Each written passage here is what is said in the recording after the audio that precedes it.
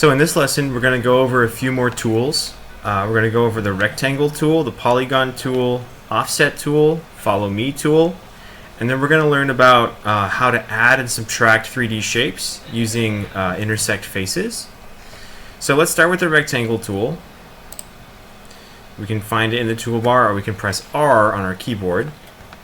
And just like before, we start the tool by just clicking once. We move our mouse around to define a freeform shape if we want, or we can enter a value on our keyboard and it'll appear on the lower right corner. So let's say, for example, I'm doing a woodworking project where I'm starting off with a board that I've bought from the store, and I've measured how wide and how thick it is, and I want to just have that board in my model so I can kind of work from that. Let's say I have a board that's 3/4 of an inch thick and 5.5 inches wide. So what I can do is I can enter in my keyboard 3/4 for 3/4. Then I do comma, and then I can do 5 space 1/2 for 5.5. Now, because I'm working in inches and I'm doing a woodworking project, I kind of want to stick to fractional. But if I wanted to, I could also achieve the same thing by entering decimal values. So I'm going to hit enter to execute those dimensions and finish out the tool. So just kind of to illustrate, I can also do decimal values. I can click to start, and then I can do, let's say, if I wanted to do something that's 3.3 inches by 4.2 inches, I can just enter 3.3 comma 4.2, and then I hit enter, and then that's another way to enter in values. I'm going to delete this rectangle by just drawing a selection box with the select tool active. Then I'll hit the delete key on my keyboard to get rid of that. So I can turn this into a 3D board just using the push-pull tool that we learned about last time. I'll pick it out, and I'll just click once on this face, and I'll start moving my mouse in the direction I want it to go. And let's say this is an 8-foot board that I've just purchased from the store. So I can enter in 8 on my keyboard, and then if I want to differentiate feet from inches, if I'm working in the feet and inches units system, I can do a single apostrophe after the 8, and that signifies 8 feet. If I wanted to be specific and do inches, I could enter 8 quotation. By default, when you enter a number, it'll assume inches. And again, that's assuming that we selected fractional inches as our units when we started this whole little project. So I'm going to do 8 feet. Again, I just enter 8 and then an apostrophe. Then I'll hit enter key, and that makes an 8-foot board. If we're curious, we can use the measure tape tool again. Click on one of the endpoints, just kind of go down. Yeah, so the readout is going to be in inches by default. If we do a quick division, we can see that 96 inches divided by 12 is 8, so that's 8 feet. So that's perfect. So moving on to the polygon tool. We've seen how to draw rectangles, but if we want to draw other kinds of polygons, we can click on the polygon tool in our toolbar. If we don't see the polygon tool, we can click on this sort of dots expansion down here, and we'll find the polygon tool in here. Hit that button again to close that out. When you first select the polygon tool, it'll try to make a hexagon by default. You can see in the lower right corner it says sides, and so right now, before we've clicked to start the tool, we can enter in a number for the number of sides. I want to make an octagon, so I'm going to enter in 8 and then the enter key, and you can see that switched it to an 8-sided octagon. So as before, we can just click anywhere to start. We can move our mouse out to define a freeform shape if we want. If I wanted to just do a freeform shape, I could literally just click anywhere I want to finish out the tool, and that would create an octagon. So I'm going to go ahead and get rid of that, the delete key. Yeah, so let's say, for example, we wanted to make an octagon by just first cutting off a square section of our board and then cutting off the corners to give it an octagon shape. Well, here's what I'm going to do. I'm going to take and I'm going to select just the endpoint of this board. I'm going to right click and I'm going to do copy. And now I'll right click again somewhere else. Paste. Now I don't even have to draw that same rectangle again. I can just copy and paste it. I'll just click again to put it somewhere. So this board was 5.5 inches wide. So I'm gonna make it so this is like a 5.5 inch piece. So I'll use the push-pull tool. Click. Just move my mouse upward. Now I'll enter 5 space 1/2. Enter. I'll click on this board 3 times to sort of highlight the whole thing. I'll go and find our rotate tool, which we can access on our keyboard by pressing Q if we want. Now I'm going to, the first point I click will be like the point about which it'll be rotated. I'm going to choose this point, and I want the little protractor thing that appears to be green. So I'll just kind of click and click again somewhere over here, move it down, and click again to finish once I see that it's snapped to the 90-degree mark. I'll hit space to get out of that tool. Okay.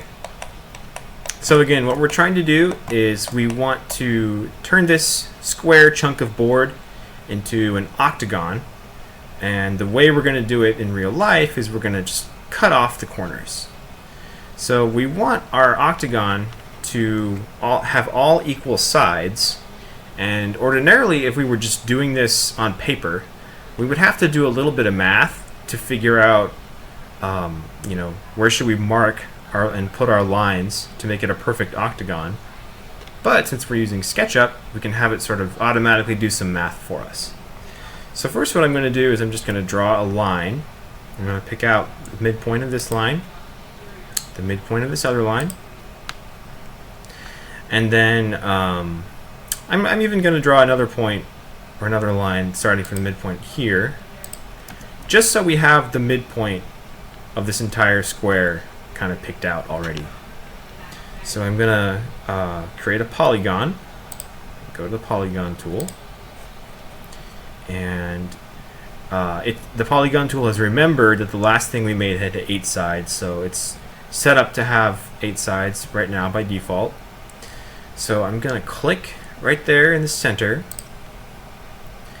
Now what I want is for the sides of this octagon to line up exactly with the edges of our board.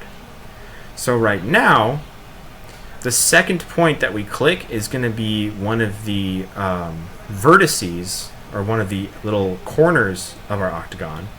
We can change that to be the midpoint of one of the sides by hitting the Control key on the keyboard. So I'm going to hit Control.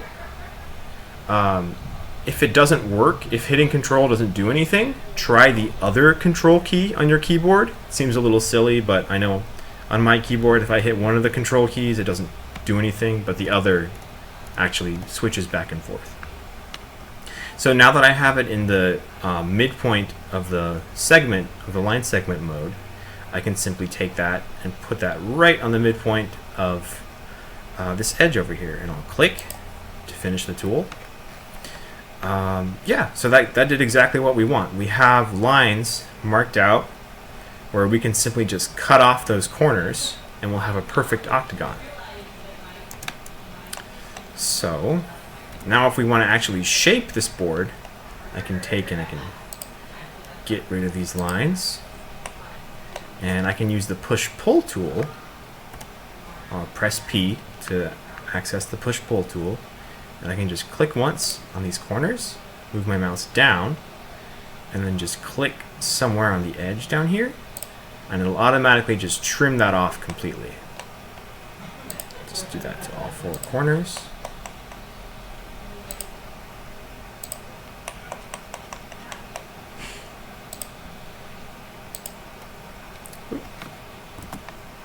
That wouldn't really do it all the way. That's okay. I'll just erase. There we go. I'm going to do more things to this little octagonal board, but I kind of want to keep a version of it as it is. So I'm going to select it.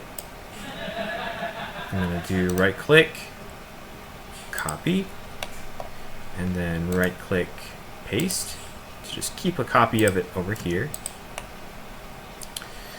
And now let's suppose we wanted to have an octagonal hole in the center of the board here. One easy way to do that is by using the offset tool. So let's find our offset tool. Alright, we can find the offset tool here. We can also access it with F on the keyboard. I'm just going to click anywhere on this face, and then I can move my mouse to do a freehand offset, or I can enter in a value. Let's say I want this hole to be offset from the edge by 1.5 inches. So I'll do 1.5, enter. Yeah, so we can verify with the tape measure tool that that did what we want. Yeah, 1.5 inches. So now I can come in with my push-pull tool and just click once. I'll click anywhere on the bottom edge, and that'll automatically sort of trim that off. Next, let's learn about the Follow Me tool. So the most common way you'll see the Follow Me tool used is to make solids of revolution. And I'll show you what that looks like. I'm going to start with a circle. And now I'm going to draw a line that goes up from the very center. I know it's going straight up when it's highlighted blue. And make it about that tall. Okay, now I'm going to draw another line that goes from the center out along the green axis to the edge of the circle. Alright, now I can take and I can finish out that triangle just by connecting those 2 points. And now this has given me a nice flat plane to work with that's at a right angle to that circle. Now I can even give myself a bigger canvas to work with by just kind of going out from that point and then back here. I can get rid of that line. So now what I'm going to do is I'm going to define the profile of a solid of revolution, and I'm going to do that just by drawing lines. I can start at the top here and go out. You can use straight line segments like I'm doing right now. You can also use curves, like I can do a 2-point arc, for example. Just click to start, click somewhere else, and then sort of give it whatever shape I want. Do something like that. And maybe I'll use a couple more straight lines. And I'm just kind of making just a weird little shape just for demonstration purposes. I'm not trying to do anything too fancy. And I can even come in with the freehand tool to sort of draw whatever sort of figure I want. And then I'll even come in with another straight segment. Yeah, so whatever arbitrary path I want to draw, all that matters is that it's like a single closed line going from whatever top point to the edge of the circle. Now I'll come in with the erase tool and I'll get rid of this line and this line. Now we're ready to use the Follow Me tool. So I'll find the Follow Me tool. I will click once on this face that I want to revolve. Then I'll sort of move my mouse over whatever path I want it to be revolved along. So in this case, it's just that circle. So once I see that it's sort of making the shape that I want, I'll just click again, and it'll automatically make that solid of revolution. Now if I wanted to close off the bottom surface, all I need to do is just simply draw a line that connects any of the two points on the bottom circle, and we call that healing a face, by just giving the face a line so it automatically generates the face again, and then we can even delete the line that we just created.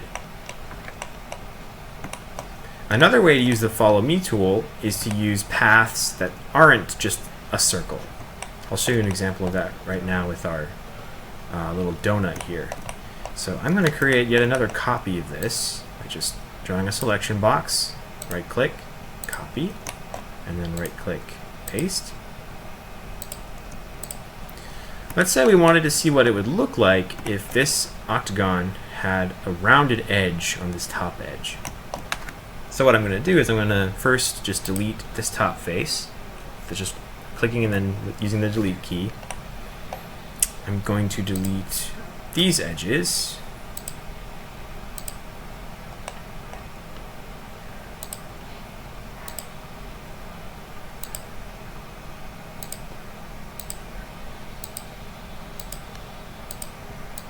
And then these upright little edges.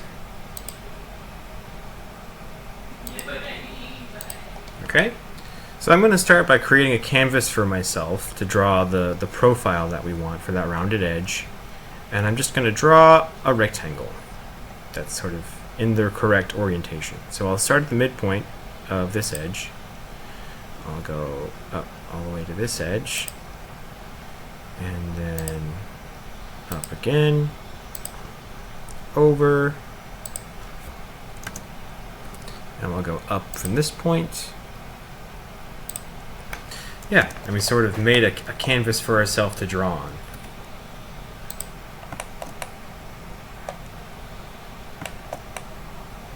Okay, let's say we know we want to create a rounded edge that has a 1/4 inch radius. What I can do is I can use the tape measure tool to create some guides. So I'll click anywhere on this line. I'll enter 1/4. Enter key, and I'll do the same thing with this line. 1/4, enter key. So I'll find the 2-point arc tool. I will start at this edge, and then here,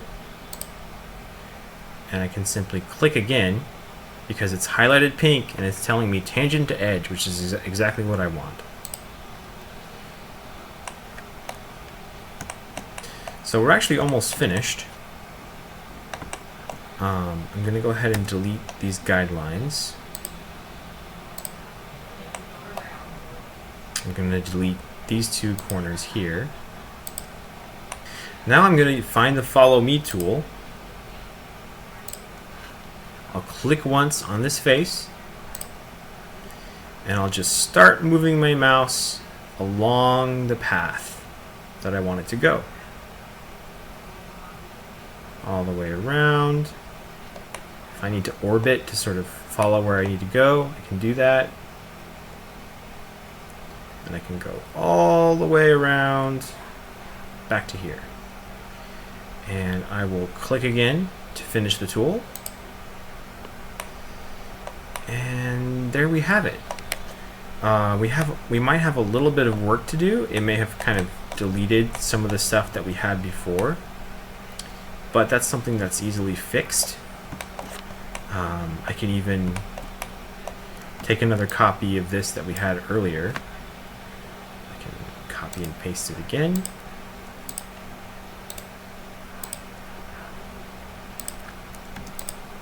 And I can get rid of the stuff I don't want as before. Okay. So now I can even take this thing that we've just made. Maybe I'll get rid of this line. I'll click on it a few times to select the whole thing. I'll use the move tool to grab one of the corners. Then I can just place that on the corresponding corner over here.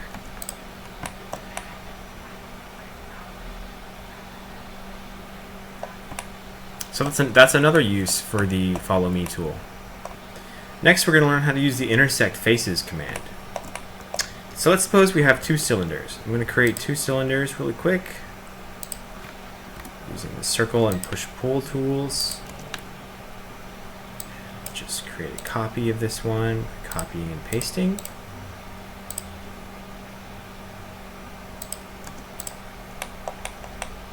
Okay, I'm going to select this one, and I'm going to rotate it by just some random angle. Keep in mind, when you rotate things, you don't have to click on them to start. You can literally click anywhere. So I'll just click somewhere where the it's highlighted green, so it'll be rotated about the green axis. So I'll click once, move my mouse out, click again, and I'll just rotate it by some random amount. Alright. To make things a little easier on myself, I'm gonna make this one a group. I'm just gonna select it again, right click, make group. Now I'm gonna move this one so it's sort of intersecting with this cylinder. So I'll just click on it once to select that group. Use the move tool. I'll grab sort of this bottom endpoint, and I'll move it on top of this cylinder. Just put it on another endpoint so it's lined up.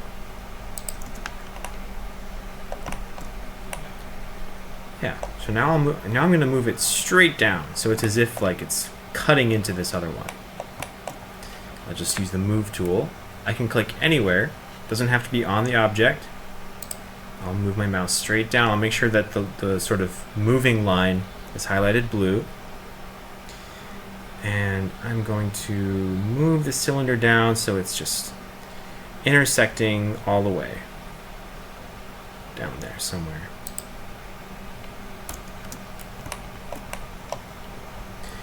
So now, I'm actually going to copy and paste this whole thing.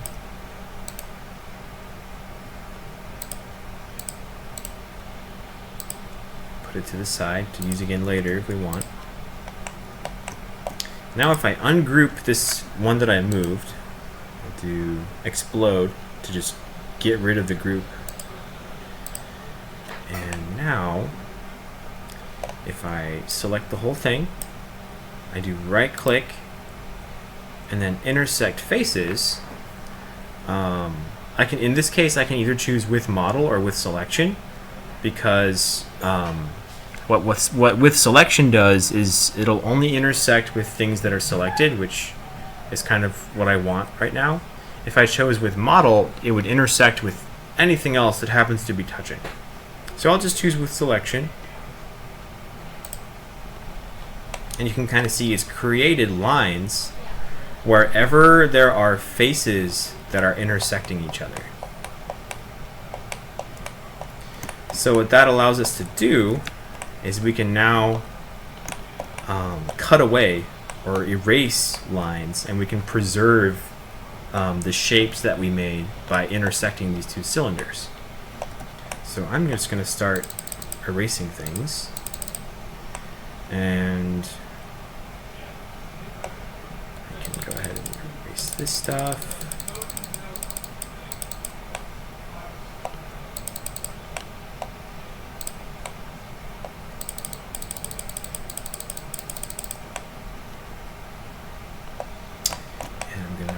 This stuff too, because what I want to be left with is just this bottom portion. You can imagine it maybe is just something that's designed to hold something else that's of that cylindrical shape.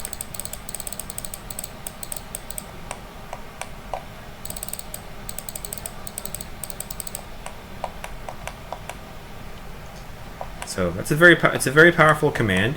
You can kind of see if we tried to accomplish this without using the intersect faces command, it wouldn't work at all, because by default when you just move things on top of each other, it won't create those lines that we want. So you can see if I try to go about and erase things, it'll just not work at all. It'll erase too much. So that's how you can use the intersect faces command to really take control and make the exact shapes that you need. And that about does it for lesson 2. Once you've sort of had a play around with all the tools we've discussed so far, you will be ready to complete the first Sketchup challenge. So check out the next video in the playlist for that challenge.